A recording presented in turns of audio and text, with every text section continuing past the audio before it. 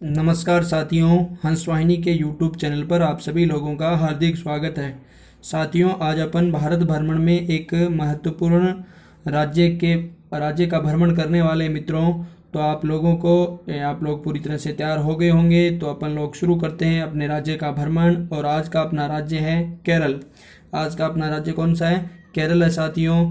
तो बढ़ते हैं अपने भ्रमण की ओर। सबसे पहले सीमावर्ती क्षेत्र के बारे में अगर बात करें तो सीमावर्ती क्षेत्र उत्तर में हो जाएगा कर्नाटक, पूर्व में तमिलनाडु और दक्षिण पूर्व में अरब सागर, है ना। तो ये भी महत्वपूर्ण बिंदु इसके हैं। और जब मैं आप लोगों को ये बता देता हूँ, जैसे मान लो अपन लोग ये केरल है ना, केरल का ये देखो, ये केरल बन गया, ठीक है।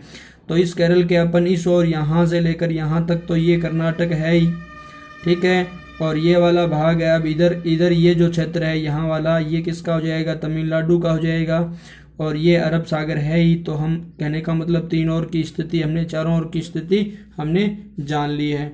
अब अगर अपन बात करें और जानकारी अर्जित करते हैं, अब इसके बाद बारी आती है राजधानी की। तो राजधानी तो आप जानते ही होंगे, ये राजधानी तिरुवनंतपुरम है। और आप जब अपन बात करेंगे मित्रों इसके सबसे बड़े शहर की, तो अभी वो भी कौन सा है? तिरुवनंतपुरम है, ठीक है। इसकी राजधानी की भी बात करें तो कौन सी है?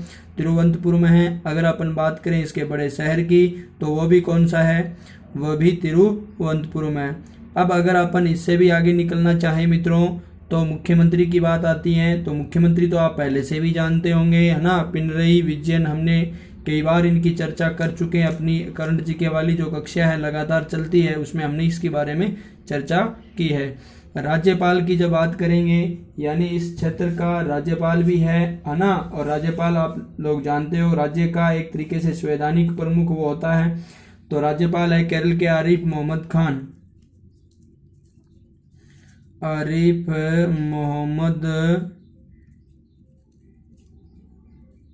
खान, ये इनके क्या है? राज्यपाल है।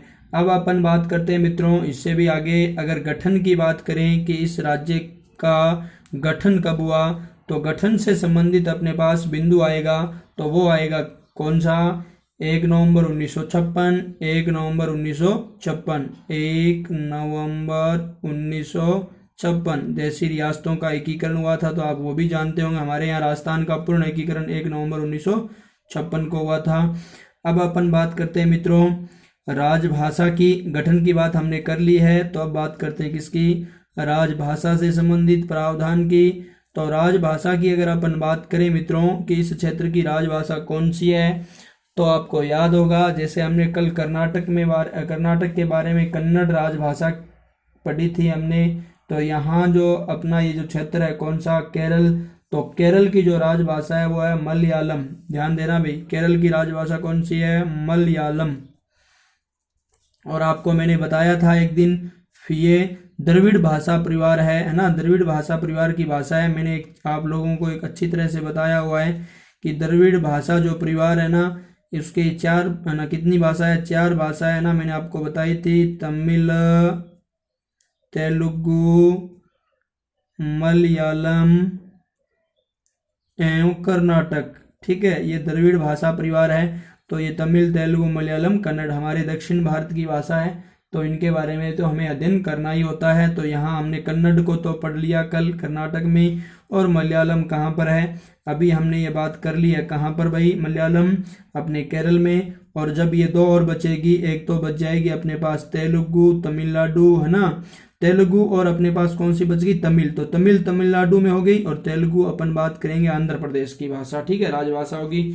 तो यहाँ अपन बात कर चुके हैं मलयालम की, ठीक है। ये बात भी मैंने आपको बताई है, तो ये भी आप साथ में याद रखें। जनसंख्या की बात करेंगे, यानी इस क्षेत्र की जनसंख्या कितनी है, तो इस क्षेत्र की जो जनसंख्या हो जाएगी साथियों, वो हो जाएगी 3,34,06,061, ठीक है।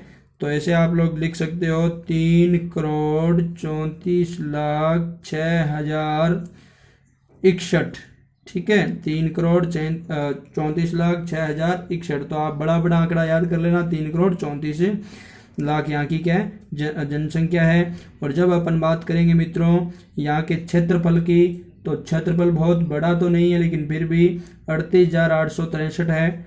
38,863 वर्ग किलोमीटर के स्क्वायर, ठीक है, ये इसका क्षेत्रफल है।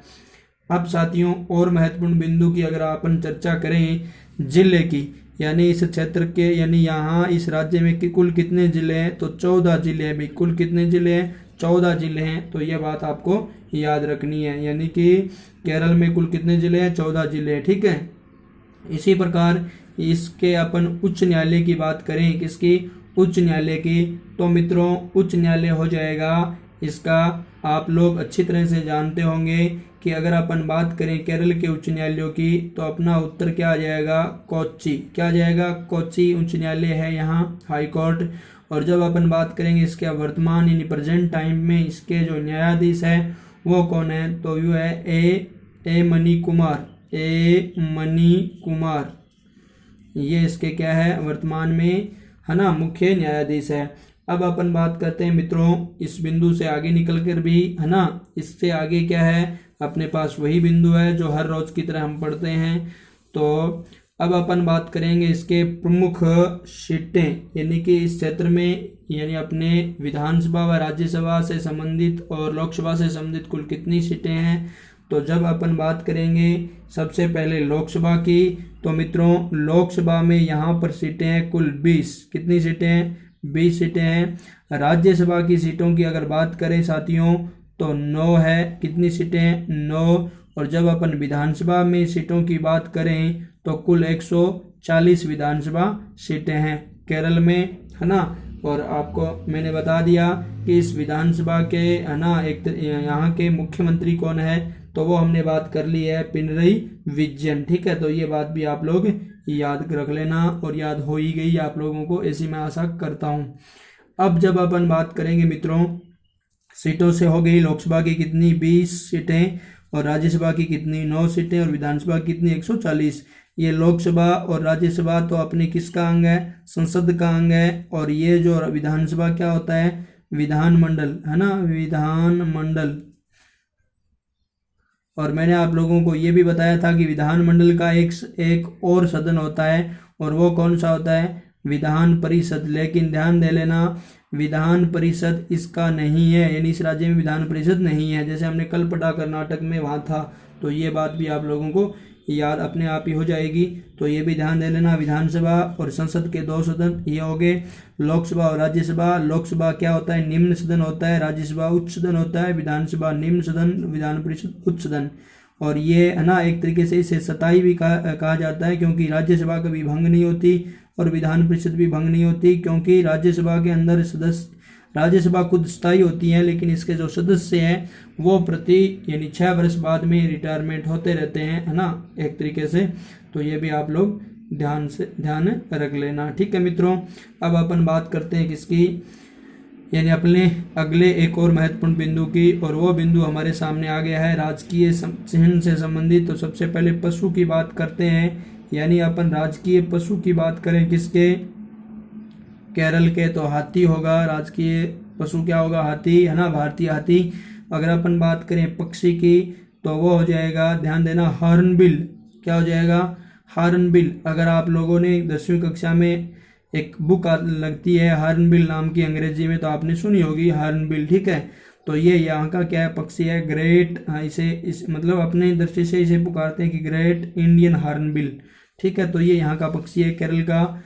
अगर वृक्ष की बात करें तो मित्रों नारियल हो जाएगा, नारियल के वृक्ष यहाँ बहुतायत में पाए भी जाते हैं।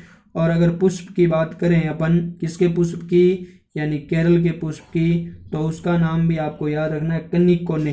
नाम क्या है, कनिकोने, कनिकोने, है ना। कई जगह गोल्डन सावर पेड़ के फूल के वो पुष्प होते हैं, उसे ही माना जाता है। तो आप कनिकोने नाम याद रख लेना, आपको एक बार जैसे ही दिमाग में आएगा तो आपके दिमाग में आ जाएगा कि ये केरल का है। अब अपन बात करते हैं इससे भी आगे निकलते हुए, और आगे अपन क्या करेंगे, नदियों से संबंधित कुछ बातें हैं वो और पढ़ने वाले हैं अपन। जब नदियों से संबंधित महत्वपूर्ण बिंदु हमारा आता है तो सबसे पहले आप लोगों को याद रख लेना है इस क्षेत्र की प्रमुख नदियाँ कौन कौन सी है। तो पेरियार नदी आपको याद रही होगी, पेरियार केरल की प्रमुख नदी है, पेरियार सबसे बड़ी भी है। और अगर अपन बात करें पंपयार नामक नदी भी यहाँ पर है, पंपा या पंपयार नामक नदी एक चलियार, देखो ये यार लगा मिलता है नदियों के, चलियार, ठीक है। और एक यहाँ एक शब्द और मिलता है पूसा उसके साथ जुड़ा हुआ ना, चलियार पूसा शब्द मिलता है, चलियार पूसा। और एक और शब्द है भारत पूसा, कौन सा, भारत पूसा। ये नदियां के नाम मैं आप लोगों को बता रहा हूँ, कई जगह पूजा भी नाम लिखा मिलता है ना। और चलियार पूसा हो गया, पेरियार हो गया, और अपना ये क्या हो गया, यानी एक पंप यार है ना, ये भी आप लोगों को याद रखना है। तो ये यहाँ की प्रमुख नदियों के नाम मैंने आपके सामने उल्लेख किए हैं साथियों, ये यहाँ की प्रमुख, इस क्षेत्र की प्रमुख नदियां हैं। अब अपन बात करते हैं यानी नदियों से आगे निकलते हुए राष्ट्रीय उद्यान की, यानी इस क्षेत्र में कौन कौन से नेशनल पार्क है। तो एक तो ये जो पेरियार नदी है, तो पेरियार नेशनल पार्क भी है, ध्यान देना भी, पेरियार नेशनल पार्क भी है। और एक है वायनाड, वायनाड, वायनाड या वायनाड, अगर वायनाड भी लिखे तो भी सही, वायनाड भी लिखे तो भी सही। तो आपको याद होगा ये वायनाड क्षेत्र है ना, आप इसे क्यों जानते हो। मेरा तो पहले इससे कोई वास्ता नहीं था, लेकिन मैंने पिछले अभी ये लोकसभा का जो चुनाव हुआ था तो उसमें राजनीति में मैंने इस शब्द को जरूर सुना था, क्योंकि आपको याद होगा राहुल गांधी है ना, राहुल गांधी जो कांग्रेस महासचिव थे, उन्हें हार ऐसा लग रहा था कि अब लगभग हारते हैं, क्योंकि इधर उनके सामने स्मृति ईरानी थी है ना, अमेठी से। तो आपको याद होगा उन्होंने 2 जगह चुनाव लड़ा था, एक तो वायनाड से और एक अमेठी से। तो अमेठी से तो हार गए थे, स्मृति ईरानी जीत गई थी, और उधर वायनाड से राहुल गांधी जीत करके संसद में पहुंचे। तो ये बात आप लोगों को साथ में याद रखनी है। केरल में है, और केरल में आप सब लोग जानते होंगे, ठीक है, वहां पर मार्क्सवादी की सरकार यह है, ठीक है। अब अपन बात करते हैं साथियों यानी इससे संबंधित और क्षेत्र की, यानी एक और बता देता हूँ, साइलेंट वैली, अगर आपसे कोई पूछ ले, साइलेंट वैली अभ्यारण्य भी यहीं है, साइलेंट वैली, ठीक है, ये क्या है, नेशनल पार्क है, ये यहीं पर है, ठीक है। अब अपन बात करेंगे इस क्षेत्र के कुछ दर्शनीय स्थलों के बारे में, बातचीत हो जाए है ना, दर्शनीय स्थलों की। तो दर्शनीय स्थलों की अगर अपन बात करेंगे तो हमारे सामने बिंदु आएंगे सबसे पहले है ना, अलेम्पी, ध्यान देना भी, अलेप्पी है ना। जब अलेम्पी की अगर अपन बात करेंगे मित्रों, तो ये थोड़ा सा ध्यान दे लेना कि ये एक क्षेत्र है, देखो उस क्षेत्र के ऐसे ही नाम मिलेंगे आप लोगों को, ज़्यादा हमें है ना अचंभित होने की आवश्यकता नहीं है। अलेप्पी की अगर अपन बात करेंगे तो इस अलेप्पी को कहा जाता है पूर्व का वेनिस, क्या कहा जाता है, पूर्व का वेनिस, ध्यान देना भी, पूर्व का वेनिस। अंग्रेज अधिकारियों ने यह बात कही थी, और विशेषकर लॉर्ड कर्जन ने पूर्व का वेनिस। एक चीज मैं आप लोगों को बता देता हूँ, बहुत ही जबरदस्त और सुनहरा है ना, आनंददायक क्षेत्र है ये है ना, तो ये भी आप लोगों को याद कर लेना है। नाम क्या है इसका आप लोगों को बता दिया है। और ये जो क्षेत्र है इतना सुंदर है, और यहाँ नारियल के पेड़ है, नारियल के पेड़ों के पास से नौकाएं जब गुजरती है, थोड़ा सा ना पास में आप लोगों को पता होगा समुद्र भी है, तो बड़ा ही सुंदर और मनमोहक दृश्य देखने को मिलता है। तो अलेप्पी कहाँ पर है, केरल में है। मुन्नार, मुन्नार की बात करेंगे मित्रों, तो मुन्नार एक हिल स्टेशन है, क्या है, हिल स्टेशन है, मुन्नार एक हिल स्टेशन है। आप इसे है ना पहाड़ी इलाका, एक तरीके से ये क्या है, पहाड़ी इलाका है। और विशेषकर ये किस लिए प्रसिद्ध है, हनीमून के लिए प्रसिद्ध है भाई, हनीमून के लिए, यानी जो युगल दंपति जाते हैं हनीमून करने के लिए, तो वहाँ ये जो दृश्य देखते ही बड़ा ही मनमोहक और आनंद है ना, मंत्र मुग्ध कर देने वाला दृश्य है। यहाँ का हरियाली का और वातावरण है, चाय के पास में खेती बागान भी यहाँ पर पाए जाते हैं, तो बड़ा ही सुंदर दृश्य मिलता है। तो ये भी आप लोग याद कर लेना, और मैंने आप लोगों को ये बात बता दी है। अब अगर वायनाड की बात मैंने अभी अभी चर्चा की है, एक संसदीय क्षेत्र है राहुल गांधी का है ना। अगर अपन बात करें ये जो क्षेत्र क्यों प्रसिद्ध है, तो सांस्कृतिक रूप से ये प्रसिद्ध है, सांस्कृतिक रूप से ना, संस्कृति की एक धरोहर के रूप में है यहाँ। और यहाँ पर भी है ना एक चीज भी आप लोग याद कर लेना कि धान के खेती की भूमि, देखो ये जो वायनाड शब्द है मैं आपको बताता हूँ, ये जो वायनाड शब्द है, इस शब्द का अर्थ ही क्या होता है, धान के खेती, धान के खेतों की भूमि, खेतों की भूमि, ये इसका नाम है। इस वायनाड शब्द का अर्थ है, ये उनकी भाषा हो गई, अभी हमने बात की मलयालम की, और हिंदी में धान के खेतों की भूमि को वायनाड कहते हैं। तो ये भी आप लोगों को याद रखना है। और अब अपन बात करते हैं अपने अगले बिंदु पर, और अगला बिंदु कौन सा है मित्रों, अभी हमने चर्चा की है कि पद्मनाभा स्वामी मंदिर, पद्मनाभा स्वामी मंदिर की बात करेंगे है ना, पद्मनाभ होता है वैसे, लेकिन यहाँ नाभा ही है, तो ये आपको ध्यान रख लेना है। पद्मनाभ स्वामी के मंदिर की बात करें तो ये केरल में मित्रों। और अब बात ये आती है कि कौन सा मंदिर है, किसको समर्पित है, भगवान विष्णु मंदिर है। ये किसका मंदिर है, विष्णु का मंदिर है। तो ये भी आप लोगों को याद रख लेना है। और अब अपन बात करते हैं इसी मंदिर से और आगे बढ़ करके अगले मंदिर पर, है ना, अगले अपन क्षेत्र पर पहुंचते हैं, वो है कोच्चि। कोच्चि बड़ा ही अद्भुत और सुंदर नगर है मित्रों। हमने बात की थी कोच्चि, इनका हाई कोर्ट भी है कोच्चि, है ना। और एक चीज मैं बता देता हूँ, कोच्चि को क्या कहा जाता है, बहुत महत्वपूर्ण है। अरब सागर की रानी, अरब सागर की रानी किसे कहा जाता है, कोच्चि को कहा जाता है ना। हाँ, अरब सागर की रानी किसे कहा जाता है, कोच्चि को कहा जाता है, क्वीन ऑफ अरेबियन सी। ठीक है, तो ये भी आप लोग ध्यान रख लेना, अरब सागर की रानी किसे कहा जाता है, कोच्चि कहा जाता है। और कोच्चि बड़ा ही, एक चीज और भी बता देता हूँ, कोच्चि अगर अपन बात करें केरल की, तो केरल की ये वित्तीय, है ना, व्यावसायिक एवं औद्योगिक केंद्र है। ये औद्योगिक केंद्र है वे ये। ठीक है, कोच्चि केरल का वित्तीय, व्यावसायिक व औद्योगिक केंद्र है, तो बहुत महत्वपूर्ण है। और अब अपन बात करते हैं किसकी, एक और क्षेत्र की, और उस क्षेत्र का नाम है पुअर। और पुअर की बात करेंगे मित्रों तो एक बहुत ही जबरदस्त यानी सौंदर्यपूर्ण द्वीप है ये एक, है ना, बहुत ही सुंदर है केरल का। तो ये आप लोगों को याद करना है, पुअर द्वीप, है ना, केरल का। और ये क्यों प्रसिद्ध है, ये इसलिए प्रसिद्ध है कि यहाँ मतलब जब ये दृश्य देखता है, देखने योग्य है, मैं क्या बताऊं, शब्दों में नहीं कह सकता। और साथ साथ में, है ना, और यहाँ हवा भी चलती है, वो मदहोश कर देने वाली हवा होती है, पागलपन सा आ जाता है उस हवा में। तो ये भी बात आप लोग ध्यान रखना, कब है ना, जब कभी जाओ तब आप लोग इस प्रकार की चीज़ों को अनुभव कर सकते हो वहाँ। और अब अपन एक चीज़ और बात कर लेते हैं थेकड़ी की। तो थेकड़ी मित्रों इस क्षेत्र का वन्य जीव अभ्यारण्य है। क्या है, वन्य जीव अभ्यारण्य है। वन्य जीव अभ्यारण्य है किसका, किस क्षेत्र का भी वन्य जीव अभ्यारण्य है, यह है केरल का। तो ये भी बात आप लोगों को याद रखनी है। ये महत्वपूर्ण, जो हमने एक एक बिंदु को महत्वपूर्ण पढ़ने की कोशिश की है मित्रों। और एक चीज़ मैं आप लोगों को बता देता हूँ, इस क्षेत्र में यानी केरल में एक झील है, और उस झील का नाम है अष्टमुड्डी। क्या नाम है, अष्टमुड्डी झील। तो महत्वपूर्ण है, ये आप लोगों को याद रखना है, अष्टमुड्डी झील को भी याद रख लेना अलग से।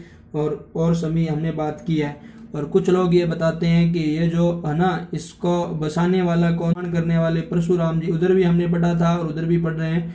परशुराम जी ने अपना जो फरसा है, इस फरसे को फेंका, और जब इस फरसे को फेंका तब क्या हुआ मित्रों, परशुराम जी ने परसा फेंका।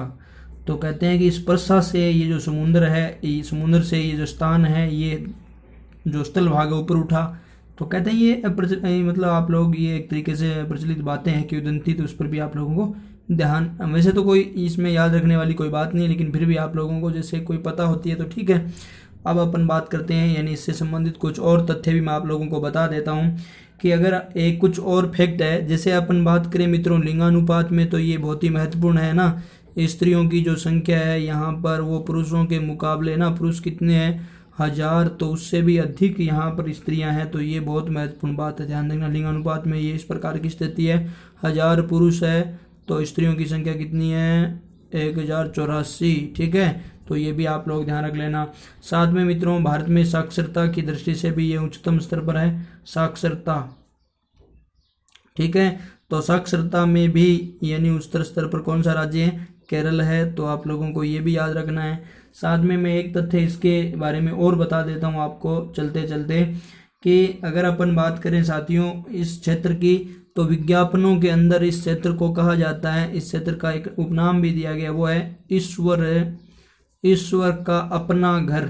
ईश्वर का अपना घर, ध्यान रखना भाई, ईश्वर का अपना घर किसे कहा जाता है, केरल को। ईश्वर का अपना घर किसे कहा जाता है, केरल को कहा जाता है। एक तथ्य मैं और बताता हूँ आपको, यूनिसेफ की अपन बात करेंगे, यूनिसेफ की, है ना, स्वास्थ्य संगठन है एक यूनिसेफ। तो यूनिसेफ की अगर बात करेंगे तो इसके द्वारा इसको मान्यता मिली है, मान्यता, क्या मान्यता मिली है कि विश्व का, ध्यान से सुन ले, विश्व का सबसे विश्व का सबसे प्रथम ले लो आप इसको, ठीक रहेगा। विश्व का प्रथम शिशु सौहार्द वाला राज्य, शिशु सौहार्द वाला राज्य, सौहार्द वाला राज्य, भारत ही नहीं विश्व का प्रथम शिशु सौहार्द वाला राज्य, ठीक है। सबसे की जगह आप सबसे उच्च हो सकता है, सबसे अच्छा हो सकता है, लेकिन प्रथम से बात करोगे ठीक हो जाएगा। सौहार्द वाला क्या हो गया राज्य है, वो कौन सा है मित्रों, केरल है। तो ये कुछ मैंने महत्वपूर्ण बात बताई। एक और अगर कर लेते हैं, माहे नामक जो स्थान है मित्रों पुद्दुचेरी का है, अपन बात करेंगे इसके बारे में ही। और पुद्दुचेरी का ये जो स्थान है ये किस में, केरल में आता है ये भाग, है ना। पुद्दुचेरी केंद्र शासित प्रदेश है, तो उसका ये भाग किस में आता है, केरल में। 4 भाग है उसके, एक भाग यहाँ पर केरल में आता है। तो ये भी एक बात हमें जानने योग्य थी, हमने जानी मित्रों। आज की कक्षा में हमने बेहतर तरीके से केरल के बारे में पढ़ा है, कुछ महत्वपूर्ण तथ्य भी मैंने आप लोगों को बताए हैं। तो इनको आप निरंतर एक बार तो जरूर पढ़ ले आप, है ना। ये जो पूरी कक्षा है पूरी तरह से देखें और फिर आप लोगों को ये वैसे याद हो जाएगी मित्रों। इन ना इसी शुभकामनाओं के साथ मैं आज की मेरी कक्षा को यहीं संपन्न करता हूँ। जय हिंद, जय भारत, वंदे मातरम।